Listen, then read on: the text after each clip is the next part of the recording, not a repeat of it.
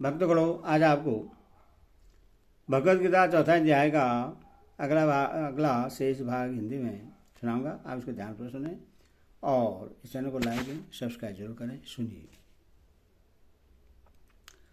कृष्ण भगवान कहते हैं, इन दिनों विशेषणों का प्रयोग करके इस श्लोक में यह भाव दिखलाया गया है कि जो इस प्रकार ब्रह्म वस्तुओं से संबंध न रखकर निरंतर अंतरात्मा में ही संतुष्ट रहता है, वह सांख्य योगी यदि यज्ञ दानादि कर्म का अनुष्ठान न करके केवल शरीर संबंधी खान पान आदि कर्म ही करता है तो भी वह पाप का भागी नहीं होता, क्योंकि उसका वह त्याग आसक्ति या फल की इच्छा से अथवा अहंकार पूर्वक मोह से किया हुआ नहीं है। वह तो आसक्ति, फलिच्छा और अहंकार से रहित सर्वदा शास्त्र सम्मत त्याग है, अतः सब प्रकार से संसार का हित करने वाला है। यहाँ शारीरम और केवलम विशेषणों के सहित कर्म पद कौन से कर्मों का वाचक है और केवलम सम पद किसका वाचक है तथा उसको प्राप्त न होना क्या है। शारीरम और केवलम विशेषणों के सहित कर्म पद यहाँ शौच, स्नान, खान पान और शयन आदि केवल शरीर निर्वाह से संबंध रखने वाली क्रियाओं का वाचक है तथा किलिम यस समम पद यहाँ यज्ञ दानादि विहित कर्मों के त्याग से होने वाले प्रत्यवाय पाप का और शरीर निर्वाह के लिए की जाने वाली क्रियाओं में होने वाली अनिवार्य हिंसा आदि पापों का वाचक है। उपयुक्त पुरुष को न तो यज्ञादि कर्मों के अनुष्ठान न करने से होने वाला प्रत्यवाय रूप पाप लगता है और न शरीर निर्वाह के लिए की जाने वाली क्रियाओं में होने वाले पापों से ही उसका संबंध होता है। यही उसका क्लिवश को प्राप्त न होना है। उपयुक्त श्लोक में यह बात सिद्ध की गई है कि परमात्मा को प्राप्त सिद्ध महापुरुषों का तो कर्म करने या न करने से कोई प्रयोजन नहीं रहता तथा ज्ञान योग के ही साधक का ग्रहण और त्याग शास्त्र संबद्ध आसक्ति रहित और ममता रहित होता है। अथवा वे कर्म करते हुए या उसका त्याग करते हुए सभी अवस्थाओं में कर्म बंधन से सर्वदा मुक्त हैं। अब भगवान यह बात दिखलाते हैं कि कर्म में अकर्म दर्शन पूर्वक कर्म करने वाला कर्मयोगी और कर्म बंधन में नहीं पड़ता, जो बिना इच्छा के अपने आप प्राप्त हुए पदार्थों में सदा संतुष्ट रहता है, जिसमें इच्छा का सर्वदा अभाव हो गया है, जो हर शोक आदि द्वंद्वों से सर्वदा अतीत हो गया है। ऐसा सिद्धि और असिद्धि में सम रहने वाला कर्मयोगी कर्म करता हुआ भी उनसे नहीं बदलता। वृक्ष सा लाभ क्या है और उसमें संतुष्ट रहना क्या है। अनिच्छा से या परीक्षा से पारंधानुसार जो अनुकूल या प्रतिकूल पदार्थ की प्राप्ति होती है वह यदृच्छा लाभ है। इस यदृच्छा लाभ में सदा ही आनंद मानना, न किसी अनुकूल पदार्थ की प्राप्ति होने पर उसमें राग करना, उसके बने रहने या बढ़ने की इच्छा करना और न प्रतिकूल की प्राप्ति में द्वेष करना,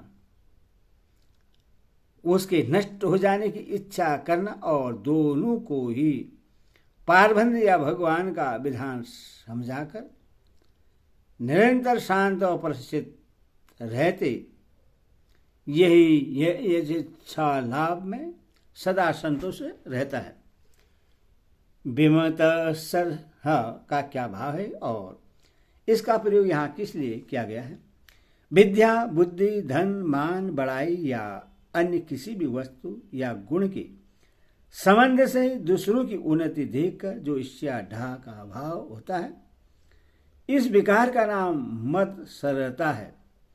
उसका जिसमें सर्वदा अभाव हो गया है वह विमत्सर है। अपने को विद्वान और बुद्धिमान समझने वालों में भी ईर्ष्या का दोष छिपा रहता है। जिनमें मनुष्य का प्रेम होता है, ऐसे अपने मित्र और कुटुंबियों के साथ भी ईर्ष्या का भाव हो जाता है। इसीलिए विमत्सर विशेषण का प्रयोग करके यहाँ कर्म योगी में हर्ष शोकादि विकारों से अलग ईर्ष्या के दोष का भी अभाव दिखलाया गया है। द्वंद्वों से अतीत होना क्या है? हर्ष और राग द्वेष आदि युगम विकारों का नाम द्वंद्व है। उनसे संबंध न रखना अर्थात इस प्रकार के विकारों का अंतकरण में न द्वंद्वों से सर्व रहना ही उससे अतीत हो जाना है। सिद्धि और असिद्धि का यहाँ क्या अर्थ है और उसमें सम रहना क्या है? यज्ञ दान और तप आदि किसी भी कर्तव्य कर्म का निर्विघ्नता से पूर्ण हो जाना उसकी सिद्धि है और किसी प्रकार विघ्न बाधा के कारण उसका पूर्ण होना ही असिद्धि है। इसी प्रकार जिस उद्देश्य से कर्म किया जाता है उस उद्देश्य का पूर्ण हो जाना सिद्धि है और पूर्ण न होना ही असिद्धि है।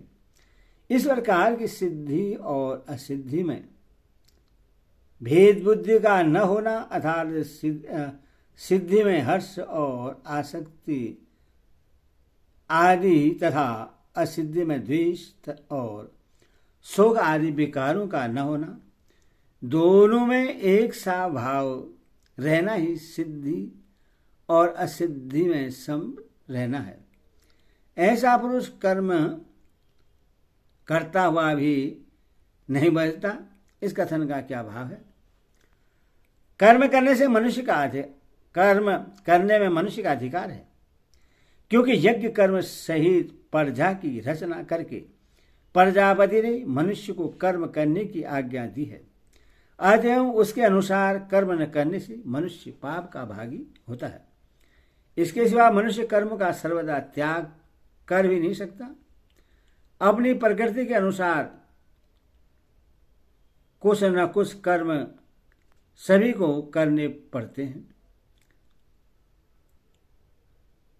अतएव इसका यह भाव समझना चाहिए कि जिस प्रकार केवल शरीर संबंधी कर्मों को करने वाला परिग्रह सहित सांख्य योगी अन्य कर्मों का आचरण न करने पर भी कर्म करने के पाप से लिप्त नहीं होता, उसी प्रकार कर्म योगी विहित कर्म का अनुष्ठान करके भी उनसे नहीं बदलता। यहाँ यह प्रश्न उठता है कि उपयुक्त प्रकार से किए हुए कर्म बंधन के हेतु नहीं बनते। इतनी ही बात है या उनका और भी कुछ महत्व है? ईश्वर कहते हैं, जिसकी आसक्ति सर्वदा नष्ट हो गई है, जो देहाभिमान और ममता से रहित हो गया है, जिसका चित्त निरंतर परमात्मा के ज्ञान में स्थित रहता है, ऐसे केवल यज्ञ संपादन के लिए कर्म करने वाले मनुष्य के संपूर्ण कर्म भली भांति विलीन हो जाते हैं। आसक्ति का सर्वदा नष्ट हो जाना क्या है और गत संगस्य पद किसका वाचक है? कर्मों में और उनके फल रूप समस्त भोगों में तनिक भी आसक्ति या कामना का न रहना आसक्ति का सर्वदा नष्ट हो जाना है। इस प्रकार जिसकी आसक्ति का अभाव हो गया है उस कर्म योगी का वाचक यहाँ गत संगस्य पद है। यही भाव कर्म में और फल में आसक्ति के त्याग से तथा सिद्धि और असिद्धि के समतत्व से ही पूर्व श्लोक में दिखलाया गया है। मुक्तासी पद का क्या भाव है? जिसका अंतकरण और इंद्रियों के संघात रूप शरीर में जरा भी आत्माभिमान या मम तत्व नहीं रहता है, जो देहाभिमान से सर्वदा मुक्त हो गया है, उस ज्ञान योगी का वाचक यहाँ मुक्तस्य पद है। ज्ञानाव स्थित चेतस्य पद का क्या भाव है? ज्ञानाव स्थित चेतस्य पद भी सर्वस्व ब्रह्मा बुद्धि हो जाने के कारण प्रत्येक क्रिया करते समय जिसका चित्त निरंतर परमात्मा के ज्ञान में लगा रहता है, ऐसे ज्ञान योगी का ही वाचक है।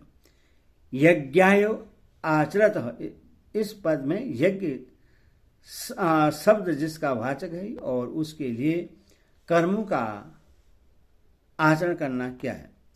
अपने वर्ण आश्रम और परिस्थिति के अनुसार जिस मनुष्य का जो शास्त्र दृष्टि से विहित कर्तव्य है, वही उसके लिए यज्ञ है। उस शास्त्र विहित यज्ञ का संपादन करने के उद्देश्य से ही